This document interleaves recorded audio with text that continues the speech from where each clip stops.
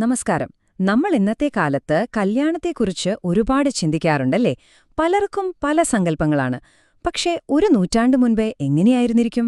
പ്രത്യേകിച്ചും ഒരു ആത്മീയ കാഴ്ചപ്പാടിൽ നിന്ന് നോക്കുമ്പോൾ അതാണ് നമ്മളിന്ന് നോക്കാൻ പോകുന്നത്. ഡിവൈൻ ലൈഫ് സൊസൈറ്റി പ്രസിദ്ധീകരിച്ച വിവാഹത്തെ ഒരു ആത്മീയ യാത്രയായി കാണുന്ന ഒരു കാഴ്ചപ്പാടാണിത്. അപ്പോ നമ്മളീ പറയുന്ന കാര്യങ്ങളൊക്കെ എവിടുന്നാണെന്നല്ലേ? ഇതാണാ പുസ്തകം. സ്വാമി ശിവാനന്ദന്റെ ഡിവൈൻ ലൈഫ് സൊസൈറ്റി ഇറക്കിയ ഒരു വഴികാട്ടിയാണിത്.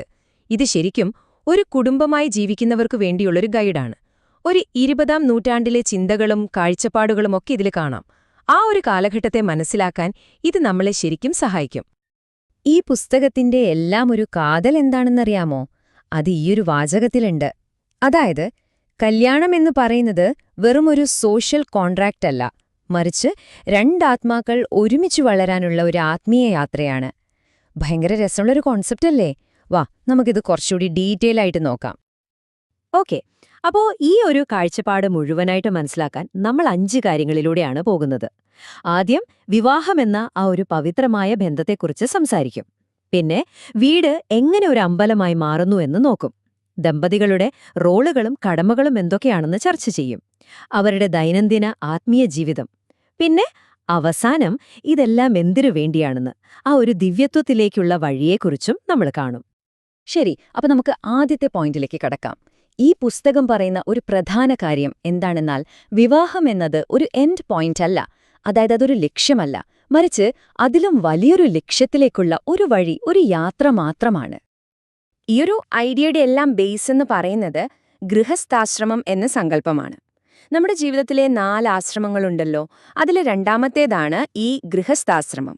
സിമ്പിളായി പറഞ്ഞാൽ നമ്മുടെ വീടും കുടുംബവും ഒക്കെ ഒരു സ്പിരിച്വൽ ട്രെയിനിങ് ഗ്രൗണ്ടായി മാറുന്നു എന്ന് സാരം. അപ്പോ എന്താണ് ശരിക്കും ഈ കാഴ്ചപ്പാടില് വിവാഹത്തിന്റെ ലക്ഷ്യം? വെറുതെ ഒരുമിച്ച് ജീവിക്കുക എന്നതാണോ? അല്ല. അതിനപ്പുറം ഒരുമിച്ച് ആത്മീയമായി വളരുക, ദിവ്യമായ പൂർണ്ണത നേടുക, ആ ഒരു യാത്രയില് പരസ്പരം താങ്ങും തണലുമാവുക എന്നൊക്കെയാണ്.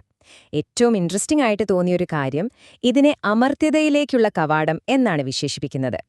ഒന്ന് ആലോചിച്ചു നോക്കൂ, എത്ര വലിയൊരു സങ്കല്പാണത്. ഓക്കെ, ഇനി നമുക്ക് അടുത്ത ഭാഗത്തേക്ക് പോകാം. നമ്മുടെ വീട്, നമ്മൾ താമസിക്കുന്ന ആ ഒരു സാധാരണ സ്ഥലം, അതെങ്ങനെ ഒരു ക്ഷേത്രം പോലെയാക്കി മാറ്റാം? നമുക്ക് നോക്കാം. ഇവിടെയാണ് ശരിക്കും ഒരു മാജിക് നടക്കുന്നത്. നമ്മൾ എന്നും ചെയ്യുന്ന വീട്ടുജോലികൾ, കുടുംബാംഗങ്ങളോടുള്ള നമ്മുടെ പെരുമാറ്റം, ഇതെല്ലാം ആത്മീയ വളർച്ചയ്ക്കുള്ളൊരു ട്രെയിനിംഗ് ആയി മാറുന്നു.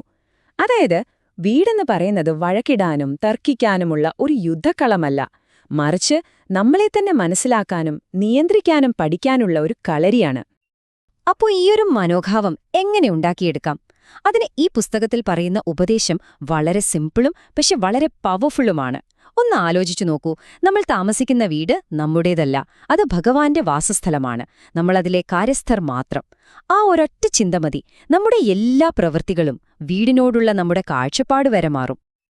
ഇനി വീടിനെ അങ്ങനെ ഒരു പുണ്യസ്ഥലമാക്കി മാറ്റാൻ കുറച്ച് പ്രാക്ടിക്കൽ ടിപ്സും പറയുന്നുണ്ട്. എന്തൊക്കെയാണെന്നല്ലേ?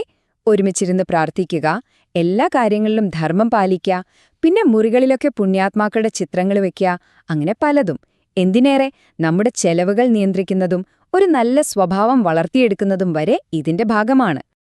ശരി, അപ്പൊ വീടിനെ ഒരു ക്ഷേത്രമാക്കി. ഇനി ആ വീട്ടിലുള്ളവരുടെ റോളുകൾ എന്തൊക്കെയാണ്? അതാണ് നമ്മൾ അടുത്തതായി നോക്കാൻ പോകുന്നത്. ഭർത്താവിനും ഭാര്യയ്ക്കും നിർദ്ദേശിക്കപ്പെട്ടിട്ടുള്ള കടമകളെക്കുറിച്ചാണ് ഈ ഭാഗം. ഈ ഒരു ഭാഗം ശരിക്കും മനസ്സിലാക്കണമെങ്കിൽ നമ്മൾ സ്ത്രീധർമ്മം എന്നൊരു വാക്ക് അറിഞ്ഞിരിക്കണം. പേര് കേൾക്കുമ്പോൾ തന്നെ ഏകദേശം ഒരു ഐഡിയ കിട്ടുമല്ലോ. ഒരു സ്ത്രീക്ക് സമൂഹത്തിലും കുടുംബത്തിലും നിർദ്ദേശിച്ചിട്ടുള്ള കടമകൾ, സദ്ഗുണങ്ങൾ, പെരുമാറ്റച്ചട്ടങ്ങൾ, ഇതിനെയൊക്കെയാണ് സ്ത്രീധർമ്മം എന്ന് പറയുന്നത്. ഈ പുസ്തകത്തിൽ പണ്ടത്തെ നിയമജ്ഞനായ മനു പറഞ്ഞിട്ടുള്ള കാര്യങ്ങൾ ഉദ്ധരിച്ചുകൊണ്ട് സ്ത്രീയുടെ പങ്കിനെക്കുറിച്ച് പറയുന്നുണ്ട്. എന്തൊക്കെയാണെന്ന് നോക്കൂ.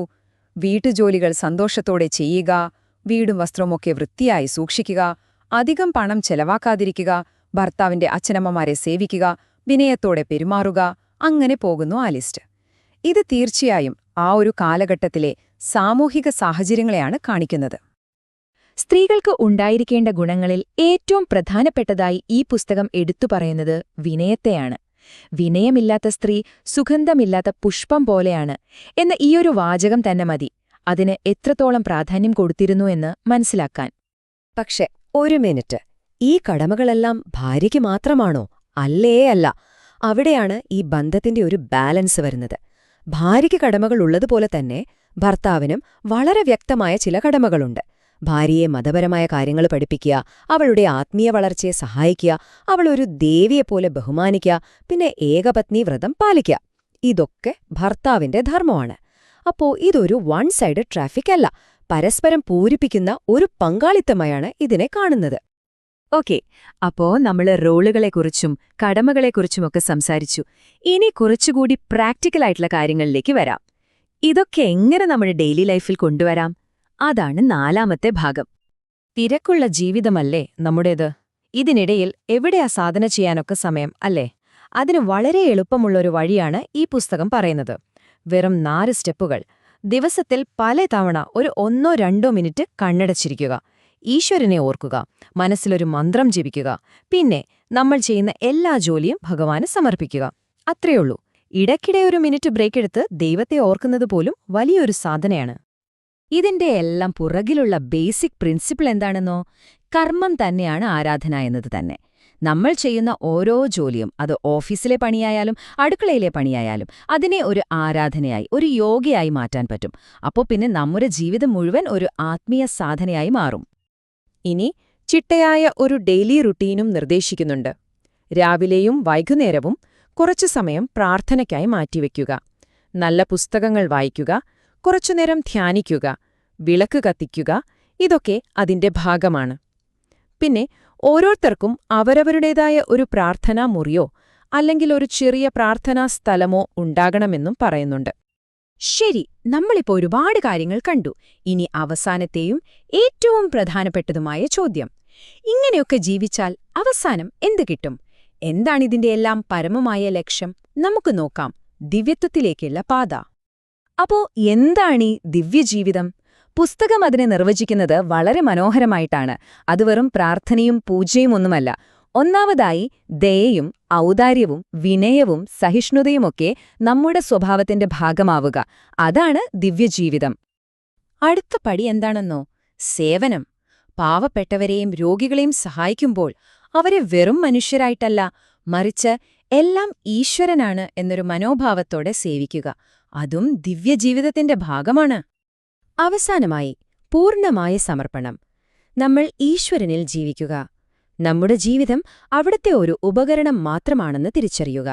ആ ഒരവസ്ഥയിലെത്തുമ്പോഴാണ് ഈ പുസ്തകം പറയുന്ന ദിവ്യജീവിതം പൂർണ്ണമാകുന്നത്. അപ്പോ 20-ാം നൂറ്റാണ്ടിലെ ഈയൊരു ആത്മീയ കാഴ്ചപ്പാടിൽ നിന്ന് നമ്മൾ ഇന്നത്തെ കാലത്തേക്ക് തിരികെ വരുമ്പോൾ ഒരു ചോദ്യം ബാക്കിയുണ്ട്. ഇതുപോലുള്ള പഴയകാല ചിന്തകൾക്കും ചട്ടക്കൂടുകൾക്കും ഇന്നത്തെ നമ്മുടെ റിലേഷൻഷിപ്പുകളെക്കുറിച്ച് എന്തെങ്കിലും പറഞ്ഞുതരാനുണ്ടോ?